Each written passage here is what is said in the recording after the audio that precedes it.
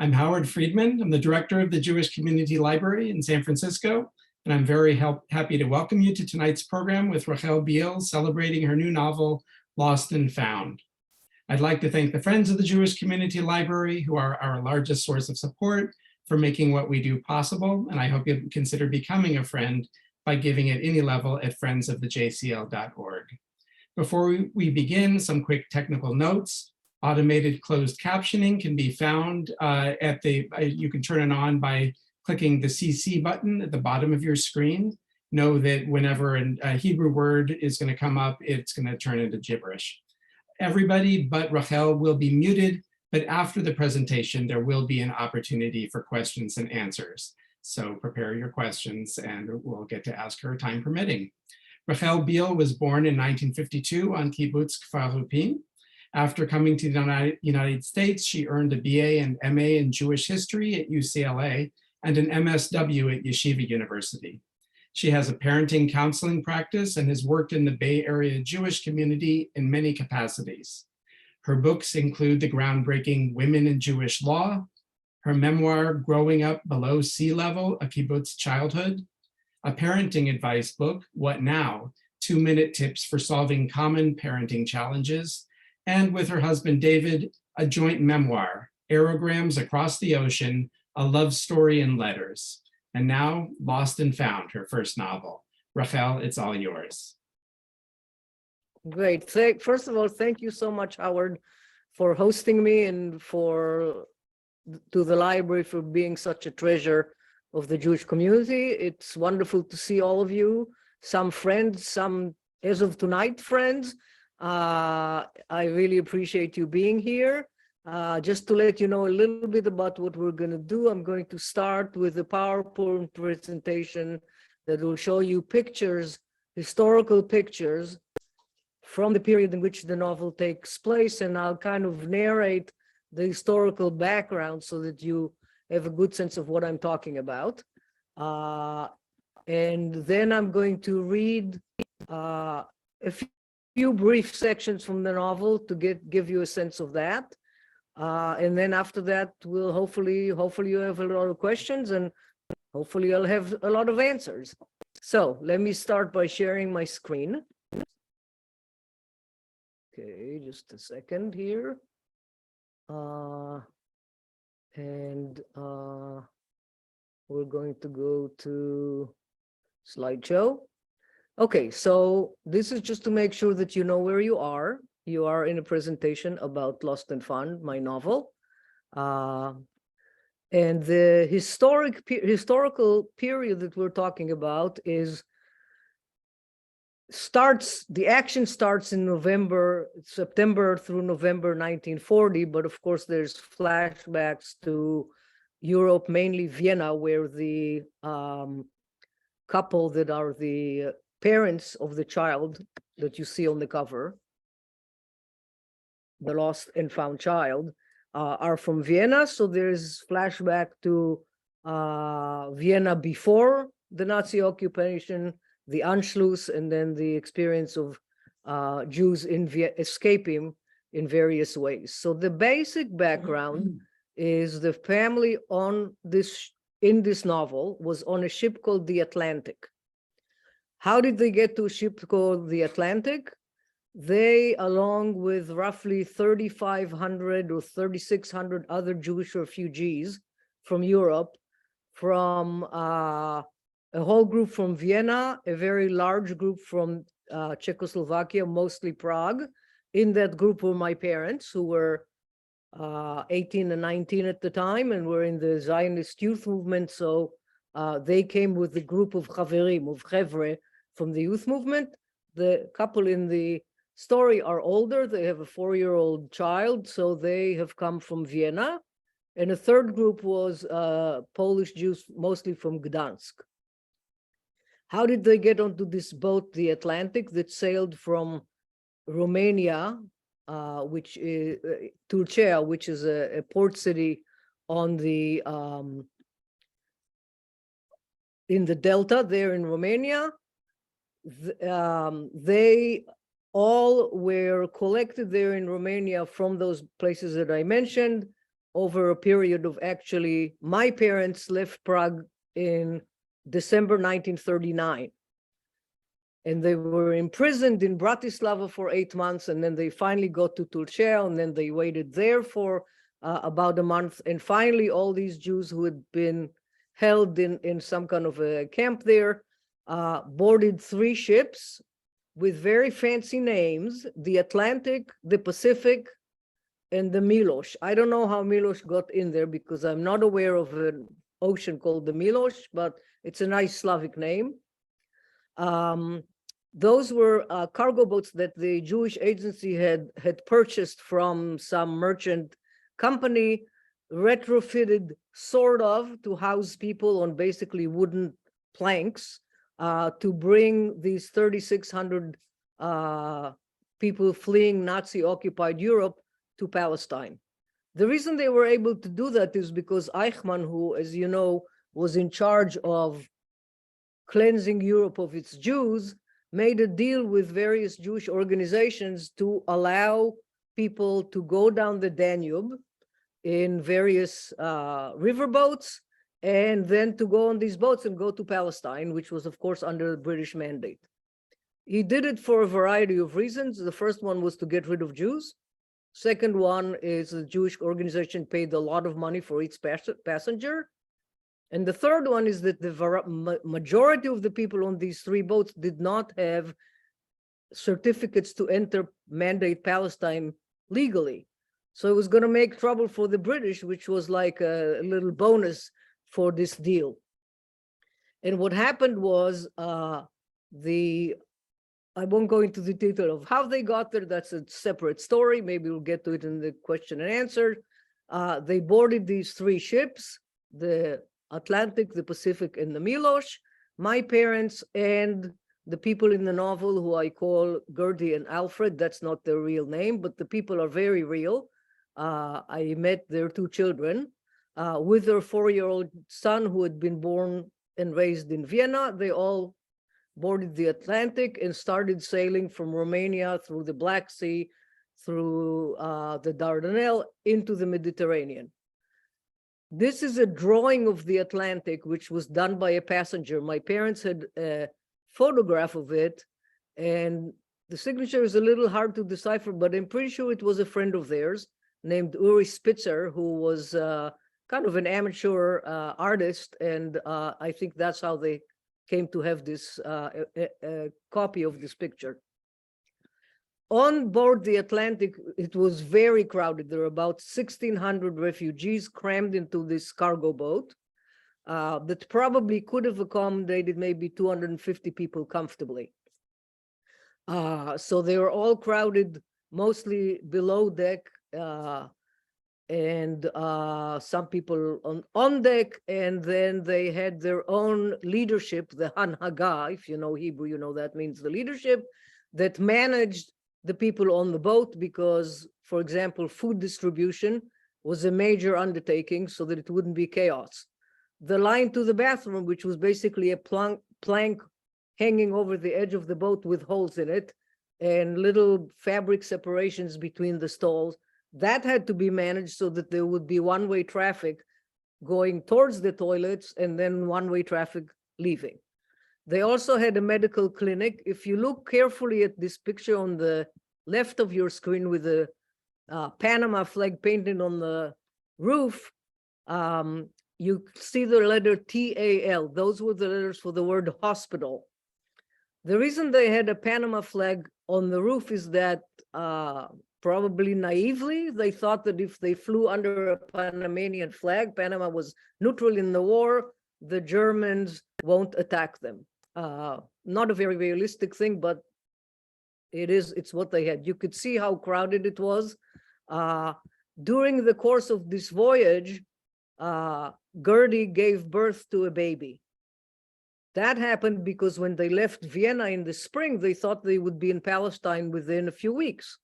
But instead, they were detained, as I said, in Romania, and it just took months and months. So she gave birth on the boat in this hospital, which was managed by several of the refugees who were doctors and nurses, and they ran quite a ship-shape hospital right there on the boat. They sailed through the Mediterranean until at a certain point they ran out of coal. I won't go into the details. They broke up everything that was made of wood in the boat and fed it to the furnaces, but then they ran out of everything and they were just floating. And at a certain point, they saw a ship approaching them, and it was a British ship, which commandeered the boat and towed it to Cyprus. It was near Cyprus. So they were very relieved because they hadn't drifted to Italy. They had no idea where they were. And then they were given food and water, which had completely run out by then. And then 2 days later, towed to Haifa. And this is what they saw as they approached Haifa. This is the Carmel. This is a small Arab village on the Carmel. This is what the port looked like. It was an important port for the British Navy. So you could see at the bottom right that this is not their ship, a different ship arriving at the dock. This was November 24th, 1940. As I mentioned, 3 boats left together from Romania. The 2 other boats had arrived 2 weeks earlier because they had less trouble en route.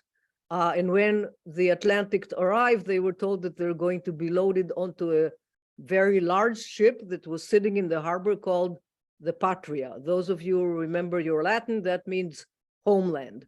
They were going to be loaded onto the Patria in order to be deported away from Palestine to a destination at first they didn't know. Eventually, it became evident that it was the island of Mauritius. They started to load people from the Atlantic onto the Patria. First, the people with young children and babies. So the people in my novel got to be among the first to go onto the Patria, and people who were sick and the elderly. My parents, who were, strapping 18, 19-year-olds, were waiting their turn to be loaded onto the Patria when there was a huge explosion, and the Patria keeled over on its side and sank in the Haifa harbor with approximately 2,500 people on board. Approximately 260 people drowned, about 50 British personnel, Navy sailors, officers, police, and 200 and some, because nobody actually had a full roster, refugees who had just boarded most of them had just boarded from the Atlantic.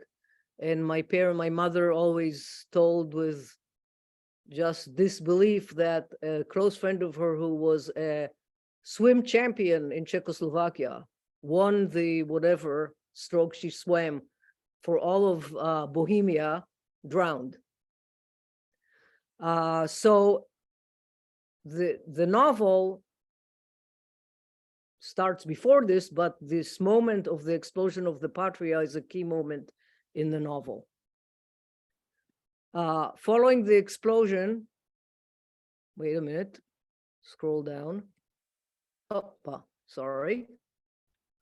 Following the explosion, all of the refugees were rounded up. It took hours to rescue people from the Patria and people who had jumped into the water. The people in maybe I won't tell you what happened to the people in my novel. We'll get to it when we do the reading. And they were transported by trucks and buses like this old Egged bus to a detention camp called Atlit, which is about 20 kilometers south of Haifa. It was a very big detention camp that the British had set up. This is what it looked like. This is a restoration because it's a museum today. These are pictures from the time of people in the barracks, people by the fence, etc. Sorry about that. Haifa at the time was a very interesting city, which is something that plays a very big role in the novel. It was roughly a third Palestinian Arabs, the small majority of them Christian, but more or less half and half Christians and Muslims, about a third Jews, many of them fairly recent immigrants from Central Europe, Germany, Austria, Czechoslovakia, who built these Bauhaus buildings that you can see on the right. And about a third other people of other, mostly Christian, who were in monasteries and various religious orders. And of course, there was a very large British personnel present as well. On the left, you see the Arab neighborhood, which was right by the port. And on the right, you see the neighborhood up on the Carmel. If you've been on the Carmel, you know that there's sort of two neighborhoods. There's the central part of the slope, which is called the Hadara Carmel, and then there's the top. And the Hadara Carmel was a very modern city with buildings, as I said, built under the influence of Bauhaus. So these are the kind of people you would see in Haifa in those days. These are actually Australian police, part of the British Army. These are Palestinians in some kind of an armed guard. No, excuse me. This is a Jewish group that is armed. This is a huge Palestinian Christian family that I found. These are monks from one of the monasteries. There are several monasteries on the Carmel, because of course the Carmel is very important in the story of Christianity. This is the view of the harbor from the Carmel. And this is the fancy swimming pool. Again, influence of Bauhaus. The Haifa port was bombed by the Italian Air Force in 1941. This is something that people don't generally know, that there are several bombings in Israel, Palestine at the time, 2 or 3 in Tel Aviv, a big one here in Haifa. They tried to get the oil tankers in the port, and that explosion features in the book as well. Just as a side, and these are sort of historic pictures of what Palestinian life was like at the time for people in the lower classes, so fishermen in the Haifa harbor and farmers in the Galilee, which feature in the book. A very important part in the book is the Stella Maris Monastery, which is a Carmelite monastery. A Carmelite is a kind of a Catholic order of monks who there's the vow of simplicity. They have, at the time in the 40s, they couldn't wear socks. And if you've been to Haifa in the winter, you know that it's pretty cold, etc. So this becomes an important part in the novel. The Islamic and Jewish traditions are that right around here is where Elijah took off into the sky. So it's holy to Jews, Christians, and Muslims.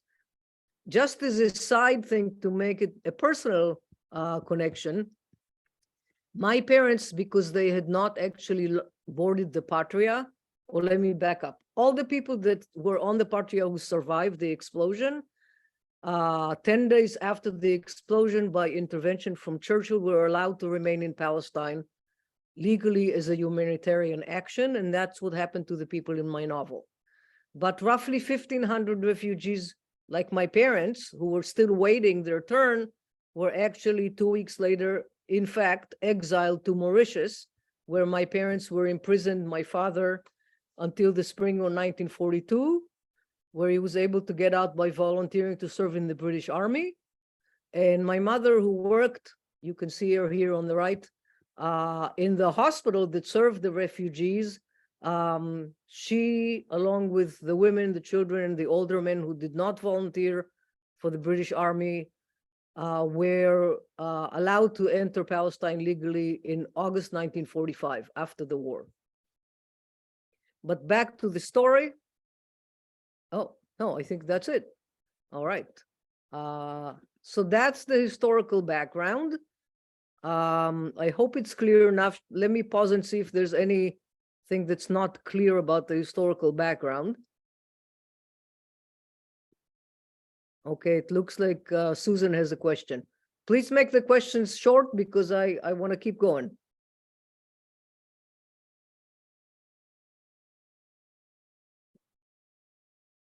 Howard, you're muted.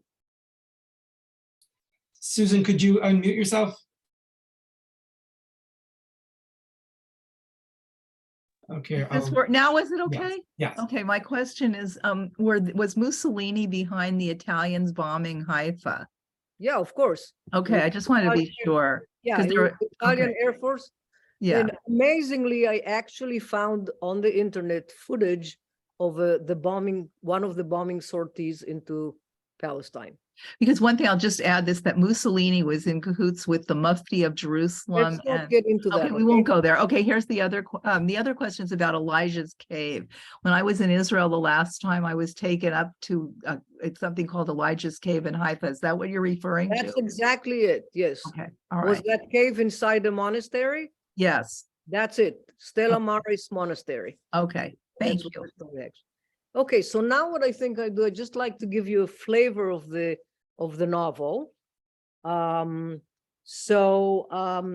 novel starts in December 1944, which is actually where it's eventually going to end. Let's see, for some reason I'm seeing Susan and not myself. So Susan, you need to, there we go. You need to mute yourself, and I don't know why I don't see myself, but that's actually pretty good. Okay, so it starts in December 1944. We see a woman in her small apartment.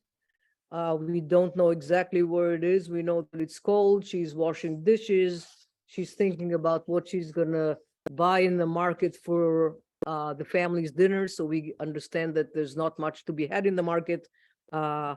She's kind of ruminating as she's washing the dishes.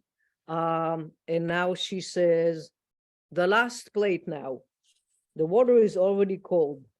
See those circles of grease floating on the surface? Careful, it's my favorite. As always, turn it over to say hello to the silver imprint.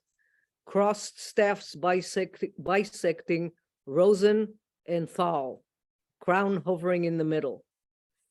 Or Rosenthal, the best of the best. I can hear almost exact cadence. 9, Gwenma shifts turn. Meissen is the best. Rosenthal is second, but a very good second. They could never let that rest, those two. And now I must repeat it each time I glance at the back of the plate. Ugh, still, I do love this plate, even though it's second-hand, maybe third. It took months for the tin can on the shelf by the door to fill with enough coins to buy it. It's quality china. You barely see the hairline crack.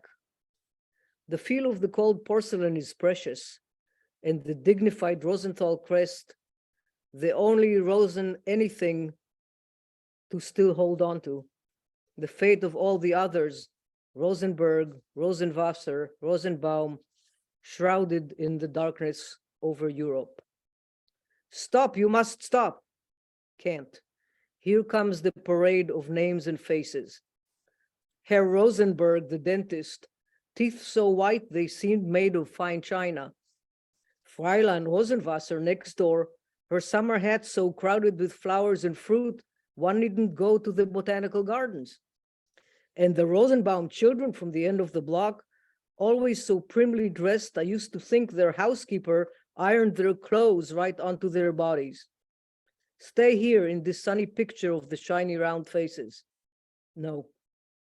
Here's the cascade of names and faces like a bolt of fabric tumbling off the tailor's workbench. Mama and Papa, Oma and Opa, Alfred's parents, his brother Hans, Grandma Meissen. She never actually knew I secretly called her that. A lucky lady. Who else got to die in their own bed? And only 3 weeks after her husband had passed in hospital, didn't even have to face life as a widow. Lucky lady? How can you even think that? Don't. But now, the boy's face. Can't shut it out. Bite your lip to stop it. Look at something else, the window, the sink, the slimy water. Back to the plate, and now set it down. We see a little bit of more of that, and then with her, we hear some kind of a rattle at the door. So finally, she goes to the door. She presses her ear to the door and listens. Is someone breathing rapidly on the other side? Ah, you're imagining things. You do that, imagine things. So open the door already. You'll see there's nothing there and get back to the chores. But you never know. Could it be? She turns the flimsy lock and presses down on the door handle. It wobbles before the latch catches and releases. She opens the door and gasps. Her hand flies up to grab the doorpost, but her knees buckle. The yelp of a wounded animal leaps from her throat. She collapses in the doorway. From there, we go back to December 1940, when Gertie, the woman who we eventually realized it's the woman we just saw, is on the Atlantic. And I'm just going to read a very short section just to give you the feel of what it was like on that boat. By the way, everything that I describe of what life was like on the boat is taken almost verbatim from my mother's diary. My mother was on that boat. She wrote a diary in Czech, which we eventually had translated to English. And she also told me stories, but this is basically her experience. Gertie awoke in the dark. In the faint light of the lone weak bulb at the far end, the slender phosphorescent hands of her watch showed 4:20. A long wait until dawn. When her eyes adjusted, she made out the outlines of mounds everywhere, people sleeping 2 and 3 to a bunk. She could certainly smell them. Taking only small sips of air did nothing to hold back the stench. People sweated so much in the hot, dank space, the fetid odor permeated every thimbleful of air. How long had they already been on the Atlantic? 10, 12 days? Remember the first day on board, you thought you'd never adjust. First the heat, blasting into the hold under the deck, as if there were no walls separated from the furnaces. Then the dense, burnt air, coal air. How could anyone breathe? By now, she actually longed for that sickly sweet smell. It was more agreeable than the reek of humans. And then it goes on and describes her sleeping next to her husband and her son. Gertie lifted her head to look at the lump that was Emil, that's the boy, and Alfred, nestled into one another a hand's breadth away. She was lucky in her unluckiness. She was so big she had a bunk all to herself. Though the bunk was less than 2 feet wide, she had learned how to accommodate her belly by lying on her side with her legs arrow straight. Alfred and Emil shared their bed with their 2 suitcases and rucksacks. Alfred contorted his tall frame in the shape of a half-opened folding chair. He was pencil thin, so there was enough room for Emil to squeeze himself into the triangle. Alfred made with his bent knees. He's kind of a giraffe, Alfred is, Gertie chuckled, and Emil, a bear cub, and me, a hippo, my huge belly nearly scraping the floor. Quite the menagerie. It continues on, but I'm going to skip actually to the moment which, as you know, they approach Haifa. We saw those pictures, hoping at that point that they're still going to be able to go into Eretz Israel, into the land of Israel. Loud yelling from the deck jolted Gertie and Alfred awake early the next morning. They picked up the baby and Emil. Remember, the baby had been born a few chapters back. And Emil, still half asleep, and climbed up to the deck. The glow of the sun about to rise crowned the mountain ridge with a golden light. People made room for Gertie, calling out, "Let the baby go to the front, let him see it." Alfred held on to Emil, and with Gertie in front, they maneuvered to the edge. She grabbed the railing, more to reassure herself that this was real, tangible, than to steady her stance. She glanced sideways.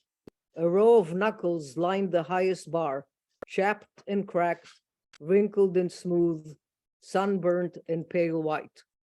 "The Carmel Mountains," Alfred exclaimed and added under his breath, Not quite as high as I had imagined. Haifa? Gertie asked.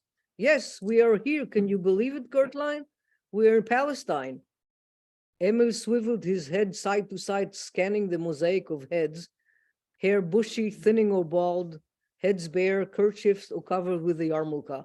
Papa, what are they singing? Hatikva. What's Hatika?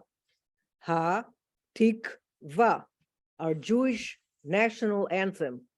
What's anthem? Emil, by the way, remember, is 4 years old. The song of all the Jews in the world. I think I heard it before. Could be, Emil. We sang it in Vienna sometimes. Emil put his hand behind his ear the way he'd seen grown-ups do. Papa, what is Nefesh Yehudi? Nefesh Yehudi, Alfred enunciated. It means a Jewish heart. Yehudi is Yude. Yude? Yes, we say Yude. Yehudi is in Hebrew. Yehudi. Yehudi, Emil repeated loudly. Why is everyone crying, Papa? Because they're happy, Gertie said, seeing Alfred too choked up to speak. So happy that we're finally here in Palestine, in Eretz Israel. Why are they crying if they're happy? And you too, Mama. Grown-ups cry sometimes when they're happy. Why? That's a really good question, Emmeline. I don't think anybody knows. Meanwhile, while this is happening and we see their voyage, there's two other main characters that bounce along. One is, well, there's a couple, Musa and Yusra, who are a Palestinian couple. Musa is a fisherman. He has a small boat in the Haifa harbor. They live in that Arab neighborhood that I showed you right by the port. And on the day of the Patria explosion, which is going to happen 2 days after what I just read, they were actually up in the Galilee in their village helping their families with the olive harvest, and were walking back to Haifa late in the evening. I'm going to read you just a little section from that.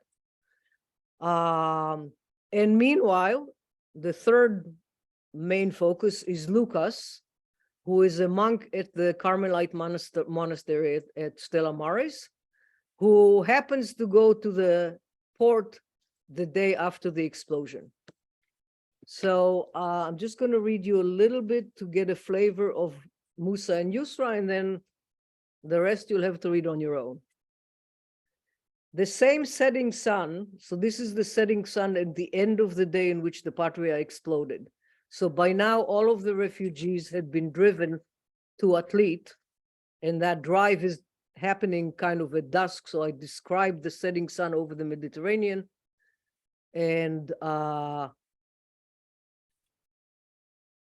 the same setting sun, so we're in the same moment, but we've shifted to different people. The same setting sun nearly blinded Musa and Yusra as they trudged along the road home. The day-long journey from their Galilee village was nearly over. Look how beautiful, Musa pointed at the western sky, the horizon aglow in orange and maroon-edged clouds. Yes, beautiful, Yusra agreed, a little surprised that Musa noticed. A sky of gold, clouds of rubies, Musa said in a soft tone, almost reverent. Yusra raised her eyebrows. She had never heard him talk that way. Allah is the greatest painter, Musa continued, as if in a trance. Musa, what happened to you? You sound like a poet. Musa smiled at her proudly. Yes, let her see I am more than just a fisherman. Sure, I can't read, but I've heard enough poetry. I have an ear for it. I've composed some. They're memorized. Should I tell her? It is beautiful, Yusra said, but then speaking softly, not to splash too much cold water on him, added, but soon it'll be totally dark, and we have a long ways to go. You're right, an hour walk all the way, but maybe we can catch a ride on another cart. That would be nice, Yusra said, suddenly feeling the full weight of the burlap sack balanced on her head. They had left the village at dawn after 5 arduous days helping their families with the labors of the turning of the seasons. How was the olive harvest in your family's orchard? Musa started a new conversation, burying the poems that were already on his tongue. Beautiful olives, so plump and shiny black, the oil will run out of them by itself. Ours too. But Yusa added, fewer this year. Same in our Basatin. Olive orchards go like that, a seesaw. 1 year a big harvest, the next small. He pulled on the straps holding the jug of olive oil slung over his shoulders to hoist it higher up. His mind took him back to his father's fields, to how he loved the little clods of damp soil crawling up between his toes as he walked the freshly turned furrows. He feathered out his nostrils to remember the smell of the moist earth, inhaling tiny particles of dirt which sank to the bottom of his lungs, just above his belly. That was where he always felt their absence when the fresh rain washed Haifa's dusty streets. Though he had grown used to the sea, the briny tang of seawater could never make him feel at home the way wet earth did. Okay, I'll stop here. The book is almost 500 pages, so there's obviously a lot more. If you want, I can tell you a little bit more about the arc of the plot. But let's see if there are questions or reactions. So folks can use the reactions button at the bottom to raise their hand if they would like to ask a question verbally. You can also use the chat. I might begin with a question, which is, I mean, this is a story that you grew up, I mean, the events surrounding the Patria is something you grew up with and is very much intertwined with your existence. And I'm curious as to emotionally how this was to approach this story as an adult and what it means for you at this point of your life to look at these stories and imagine. Thank you. So first of all, let me tell you briefly the story of the story. You know, every story has a story of how it came about. So when my mother was about 85 years old, so this would be in 2000, around 2010, she was a little more than 85. She gets a phone call. Stam in the middle of the afternoon, she picks up the phone and somebody says, my name is Uri, such and such, but you don't know me. So my mother says, okay, so why are you calling me? And he says, I'm calling you because I heard from my cousin who lives in London, who plays tennis with somebody who knows about you, that you were on the Atlantic. Is that true? My mother says, yes, I was, but you know, it was 70 years ago. I don't get a lot of calls. And she said, why are you interested? And he said, well, do you remember that a baby was born during the voyage? And my mother, who had a phenomenal memory, said, of course I remember. And I remember my friend and the mother didn't have any baby clothes because she didn't expect this to happen on the boat. So my friend and I, we volunteered and we went to all the other mothers and we begged them for clothes and cloth diapers. Obviously, they didn't have disposable diapers. And I remember there was a very cute sailor suit, light blue sailor suit. And he says, well, I'm that baby. And he says, and now that I'm 70 years old, I'm really interested in the story. My parents died when I was a teenager. I never really got the full story. May I come and visit you? And she said, of course. She said, I'm at Kibbutz Kfar Opin. He says, okay, I know how to get there. And she said, but you know, it's really far.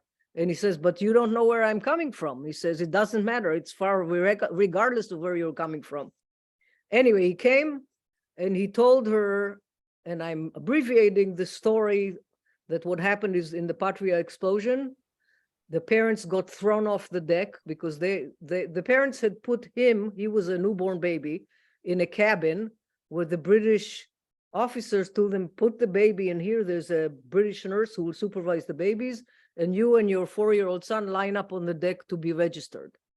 They lined up on the deck. The explosion happened. They got thrown off the boat. They managed to survive in the water. It was right in the harbor. So if you knew how to swim and you didn't get hit by a barrel on top of your head and didn't get sucked in by the vortexes that were created, and you know how to swim, they managed to get to the dock.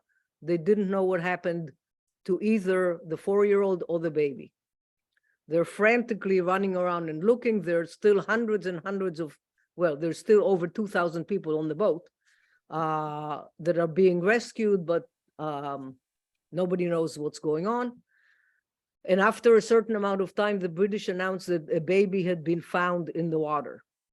Somebody, probably this nurse, tied the baby to the little mattress and threw it overboard to save the baby, because the most dangerous thing was the boat was sinking. And a boat, maybe a British Navy boat, or maybe an Arab fisherman, because there were all these boats rescuing people, found the baby. They announced the baby is in the headquarters in such and such a place. 2 women showed up. So there was this sort of moment of Solomon's dilemma. And Uri's mother said he has a beauty spot behind his left knee. They opened up the swaddling and it was him. They gave him her the baby, and they did not find the 4-year-old.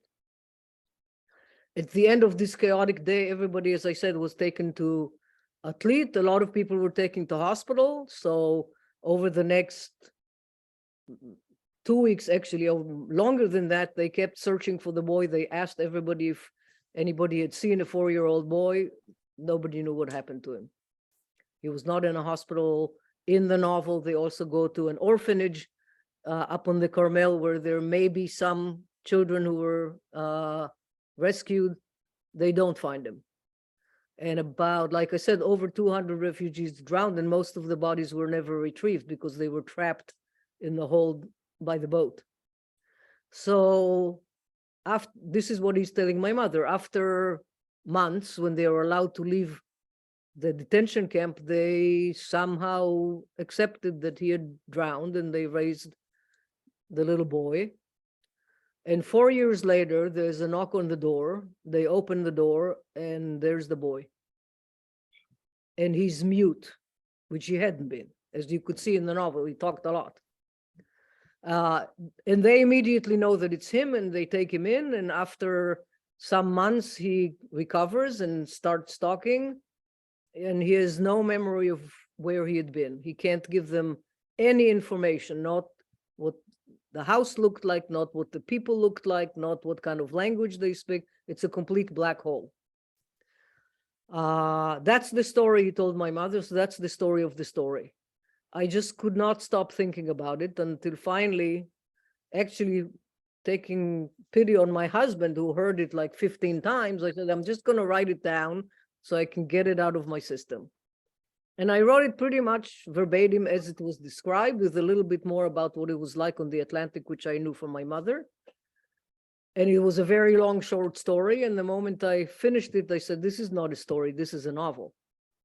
And then I developed this idea of creating 2 possible stories of what happened in those 4 years. Now, a footnote, which if you read the book, it is disclosed at the end of the book, that after I wrote the whole novel, I actually met again with the so-called baby, by now 71 years old, and the older brother, Emil, who I call Emil. And it turns out that he was only gone for 6 months. And while they were still actually imprisoned in Atlit, in late April of 1941, suddenly one day there was a boy in front of the gate. And they recognized him, they took him in, and indeed he was mute.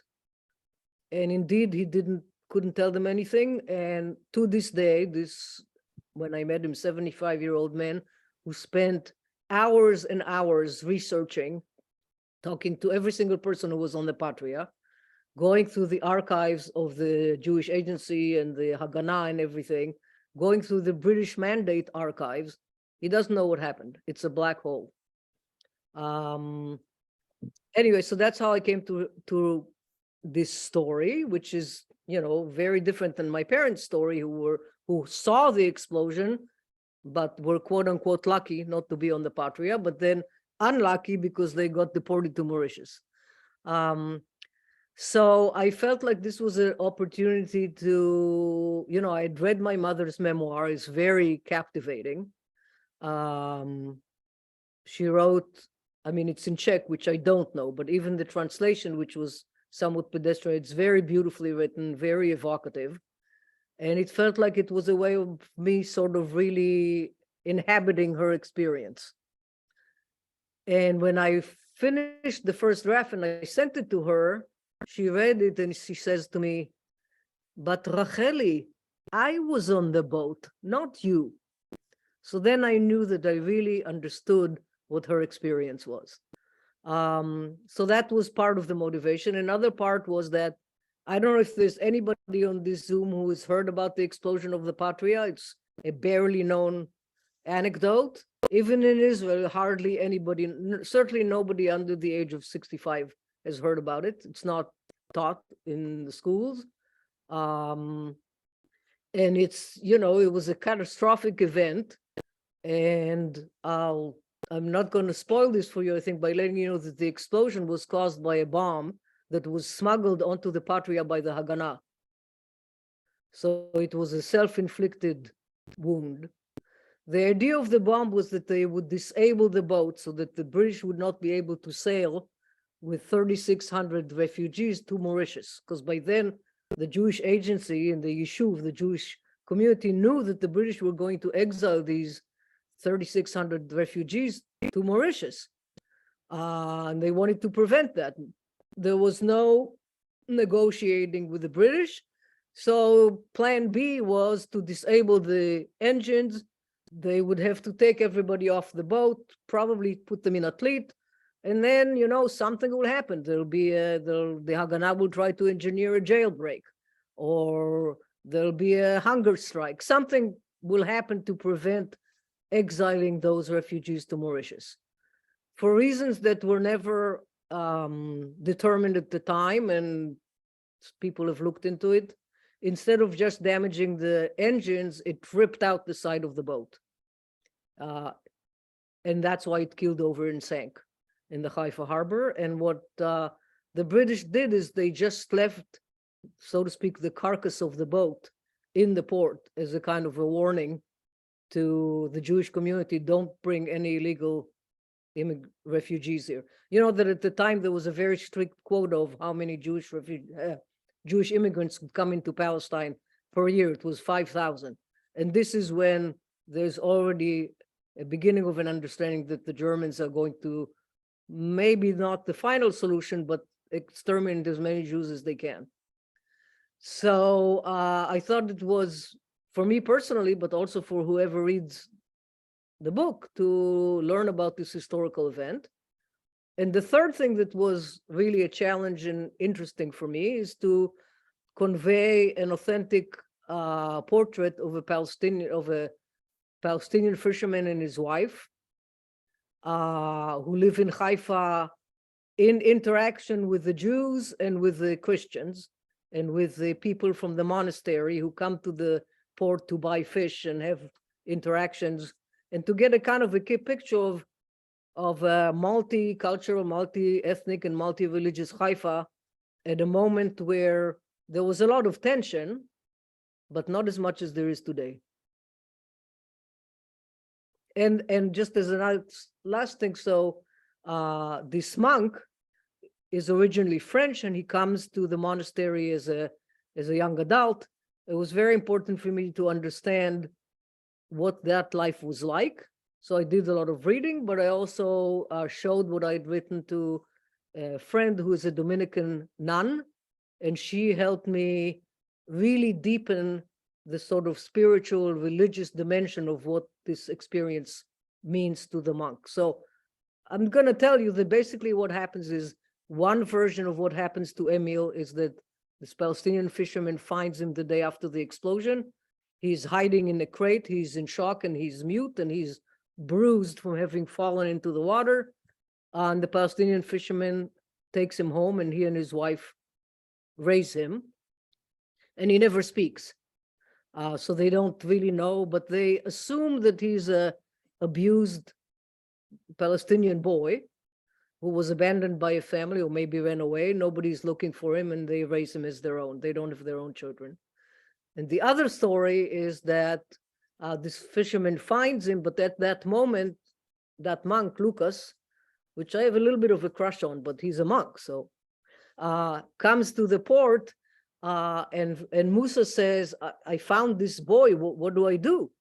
And the monk says, I will take him to the monastery. We have orphans that we take care of. And you ask around, and if anybody is looking for a lost child, next time I come, you tell me and I bring him back. And nobody ever looks for him. And he's raised in the monastery where he's also mute, except for singing. And that's a little kind of fun story that I'll end with. So this boy has a syndrome that is called selective mutism in psychology and psychiatry. It's a condition which is related to an anxiety disorder where a child either doesn't speak at all or doesn't speak outside the home or only speaks to one or two people, but they are mute, and it's an anxiety disorder that usually works its way out. The first person to diagnose this condition and write about it was my great uncle on my father's side, who was a very prominent child psychiatrist in Switzerland in the 20s and the 30s, wrote the first book, sort of handbook of child psychiatry, of course in German. I haven't been able to read it, and diagnosed this condition.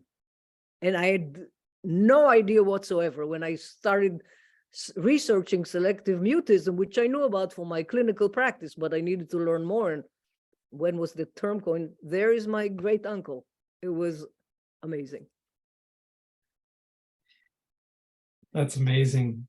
Does anybody else have a question? You're welcome to just use the raise hand function.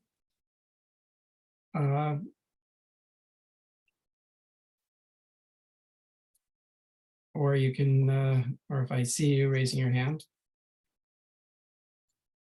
I see that most people don't have their video on, which is, would be nice if you turned it on so I could see your faces, but there you are. Hi, Sandy.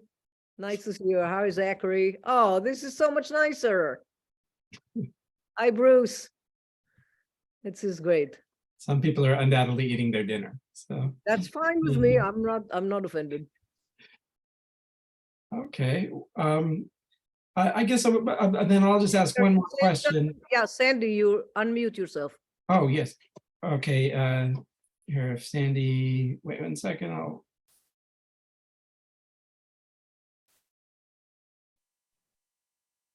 Well, thank you for writing the book. I read the whole thing and I just thought it was so incredible. So, and now hearing about what it was based on, it just adds so much more depth. So tell me though, why you had two stories. And I mean, I think it was good. It would have not been as exciting or interesting if there were just been one plot story. But can you talk about that? You know, I was sort of haunted by this idea that there's a black hole in this person's life where he doesn't know what happened. Right. And what that would mean to grow up with that. And I sort of felt that I wanted to create that experience for the reader. So as you read along, and I've talked to a lot of people who read it who said, I was reading along and then something completely different happened. So I thought I missed something. I went back, I read it again. I saw I didn't miss anything. And gradually it dawned on me that neither of these stories are true. We don't know what happened. Right. So that was part of it, to create that experience and that uncertainty, in that sense that we're very lucky to actually know what happened to us. And talking to Emil, to the older boy, he told me that in his sort of journey of talking to every single person who survived the Patria explosion, he met a woman who was a few years younger than him. And she told him that she obviously was a baby, and that she somehow was saved and nobody knew who she was. The parents drowned Oh, They took this baby from barrack to barrack and said, does anybody know who this child is? And they didn't know. So obviously she was adopted by somebody, right? Somebody, she was a baby. She doesn't remember that, but she lives with that haunting feeling that she doesn't know who she is. And I think we all in our own way, at some point in our life, don't know exactly who we are. This is more dramatic and more visible, but that idea that you don't know who you are, and how important it is to know your life story, which is obviously not just your own story, but your parents' story as well.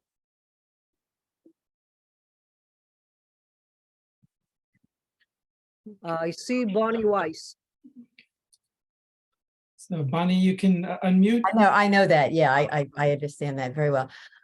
Something that struck first was this riveting, fascinating story, and I could think it was like I was watching a fascinating film. I thought this would make a wonderful movie, a screenplay. But as you were talking, these children who, losing that connection had, I know that there's this program you're probably familiar with on PBS, Finding Your Roots. And I wonder if there's some way of tracing DNA back so that they could find some link to some people who are still maybe alive through that method. I don't know. Well, I don't know about that girl who was a baby because that was just a story. I don't know who she is.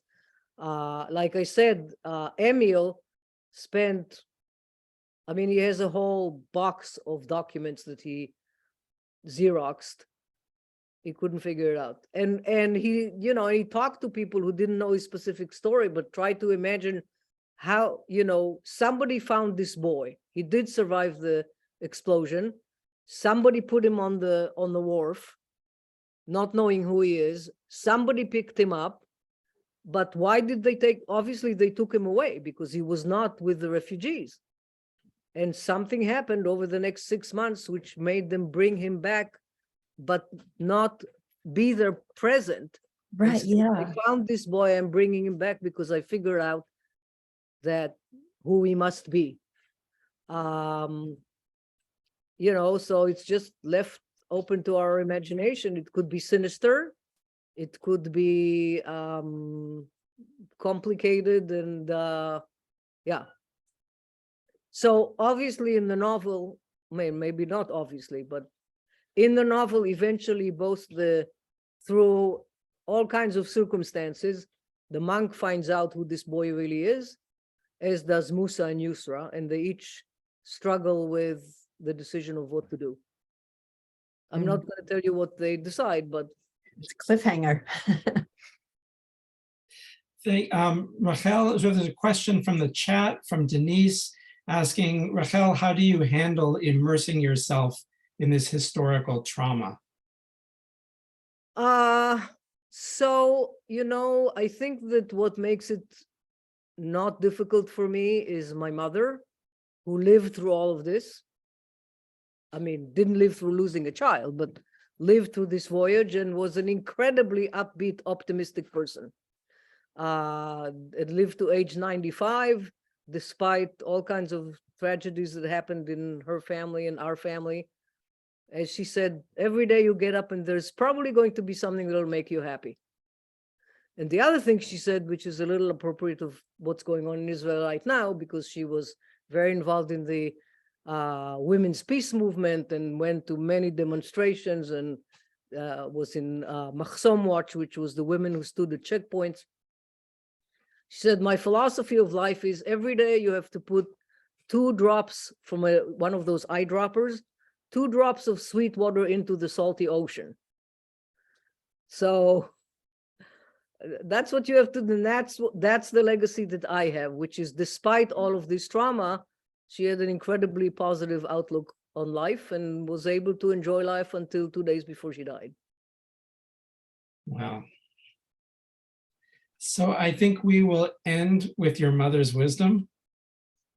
And we will thank you so much, Rachel. This was a wonderful presentation. And we'll send something out to everybody with, again, a link to purchase the book and with some additional resources especially about the Patria, because as you mentioned, very few people, certainly American Jews, know about this incident. And anything you'd like to close with? Just to thank you for listening. Those of you who've already read it, you're in my saints category. And if you have further questions, my email address is very accessible. It's rachelbiale@gmail.com. You can write me a question.